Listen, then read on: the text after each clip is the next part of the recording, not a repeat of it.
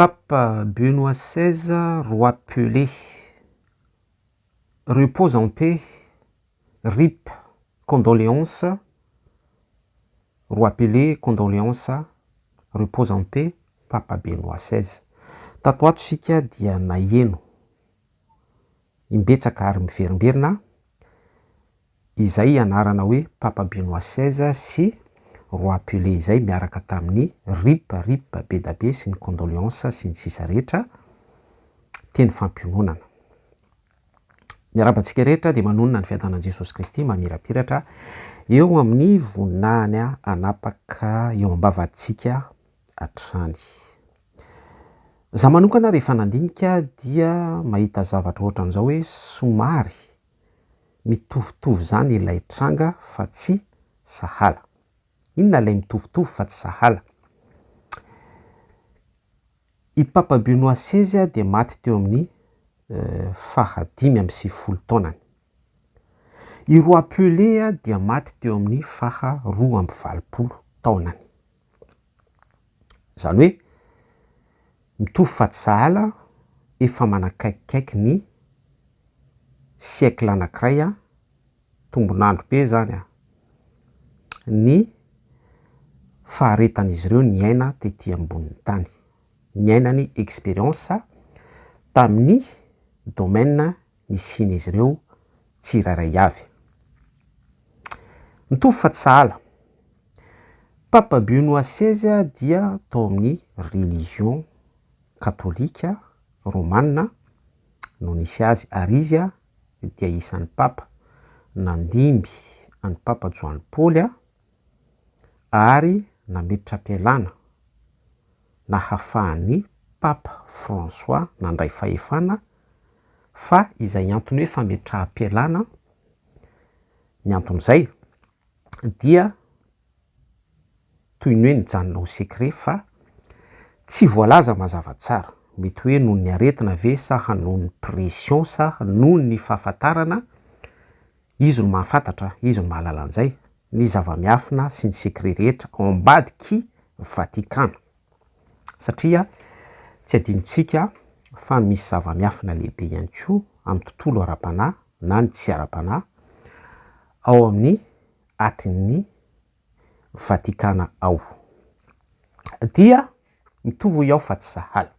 Roi Pelé indray dia teo amin'ny sehatry ny football, religion foot. Efa nisy fotoantsika nanambara teto fa religion foot no maharoa azy, no ahadada azy, ary be da be no miondrika mpanajana amin'izay hoe maharoa Pelé azy izay satria ny lehilahy dia nahafaty baolina hatrany amin'ny 1000 mahery any. Betsaka zany 1283 buts tout confondu match officiel. Be da be zany. Zany hoe raha avadika ara-panahy, ohatra hoe ianao zany nitory-teny, nanao ezaka tamin'ny fanompoana an'Andriamanitra sy nanao ny asan'Andriamanitra selon la Bible fa tsy selon ny religion,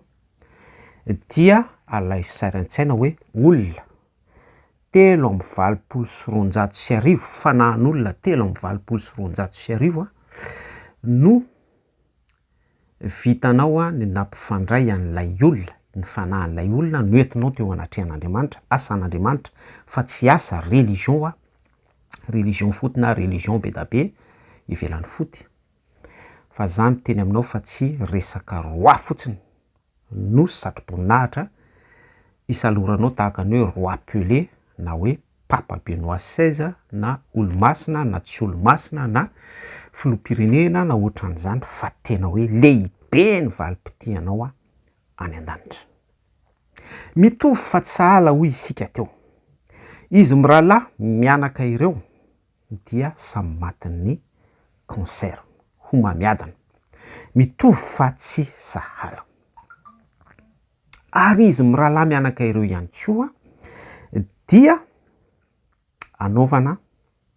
faraveloma eo an-kianja, amorina olona be da be, rendre hommage pour le rendre hommage hoy ny fitenenana dia roapelé any amin'ny stade Davila Selmiro Santos FC atao exposition eo izany ilay dépouille ilay cadavre dia mandalo eo daholy ny manam-pahefana na ny tsy manam-pahefana ny olon-tsotra ny olona pakafy ny religion football rehetra mandalo de miankohaka eo dia manao veloma farany eo dia samy miteny any am-pony any selohany ny émotion sy ny sentiment samy manambara zay ambarany any am-pony any avy ny tsirairay de ohatran'izay ihany koa Papa Benoît XVI atao exposition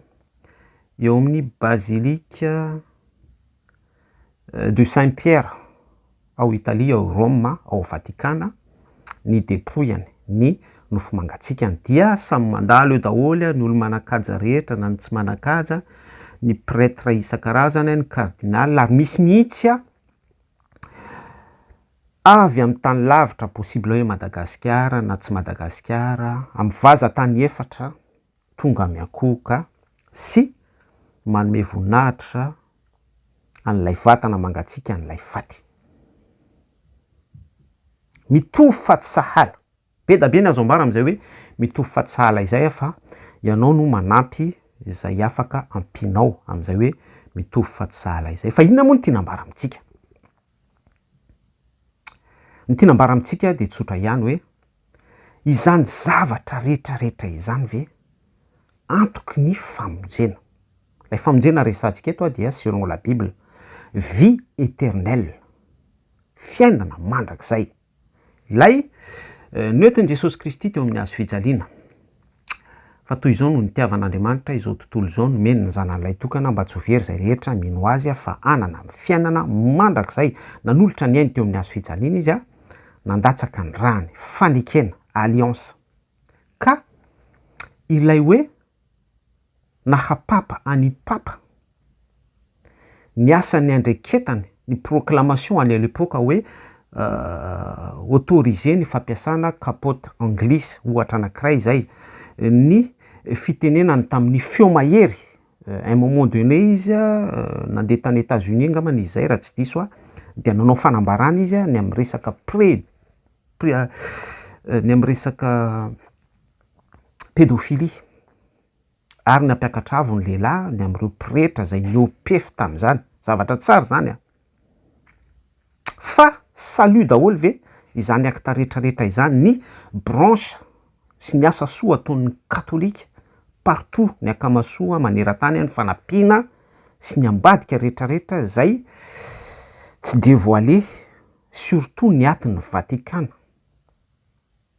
salut daholo ve zany rehetrarehetra izany famonjena mahasolo lay nambarantsika teo hoe fa toy izao no nitiavan'Andriamanitra izao tontolo izao nomeny ny zanan'ilay tokana mba tsy ho very zay rehetra mino azy fa anana ny fiainana mandrakizay indrindra hoe tena essentiel amin'ny famonjena ve ilay fampisehoana ny vata mangatsiaka eo amin'ny esplanade basilique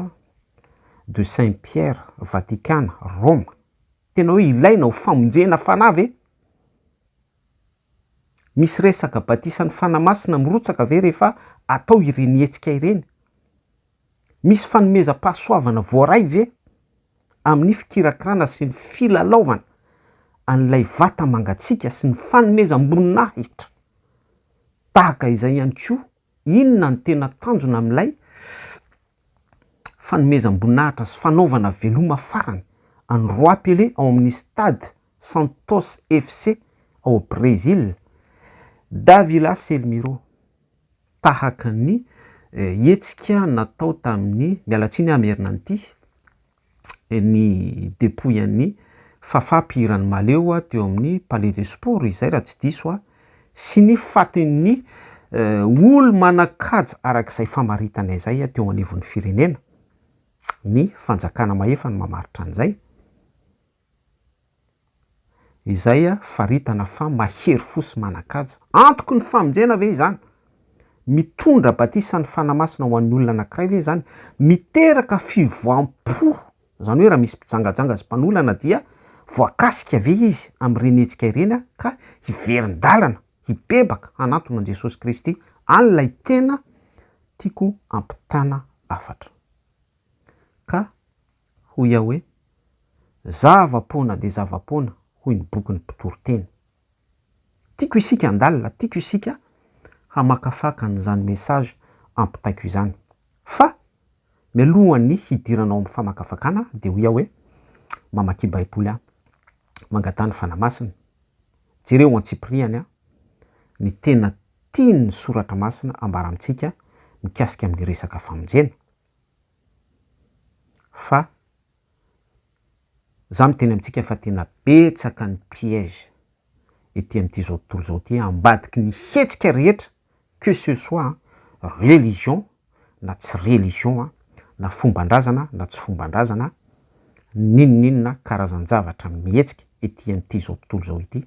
de piège avokoa ny ao ambadiky reny ary